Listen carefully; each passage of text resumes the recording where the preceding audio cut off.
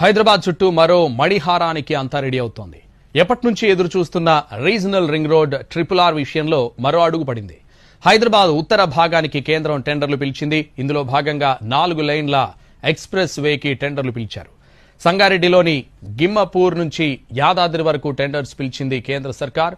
మొత్తం 4 భాగాలుగా రోడ్డు నిర్మాణానికి టెండర్స్ పిలిచింది. మొత్తం 5,555 కోట్ల రూపాయల పనులకు టెండర్లను కాల్ ఫర్ చేశారు. 2 సంవత్సరాల్లో రీజనల్ రింగ్ రోడ్ నిర్మాణం పూర్తి చేయాలని నిబంధన విధించారు. సంగారెడ్డి జిల్లా గెన్పూర్ నుంచి రెడ్డిపల్లి వరకు 34.518 కిలోమీటర్ల రోడ్ నిర్మించనున్నారు. మళ్లీ రెడ్డిపల్లి నుంచి ఇస్లాంపూర్ వరకు 26 కిలోమీటర్లు, ఆ తర్వాత ఇస్లాంపూర్ నుంచి ప్రగ్యాపూర్ వరకు 23 కిలోమీటర్లు రోడ్ నిర్మితం కానుంది.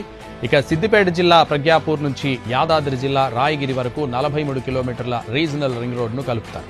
అంటే మొత్తంగా 161.5 కిలోమీటర్ల పొడవు RRR ను నిర్మించనుంది కేంద్రం.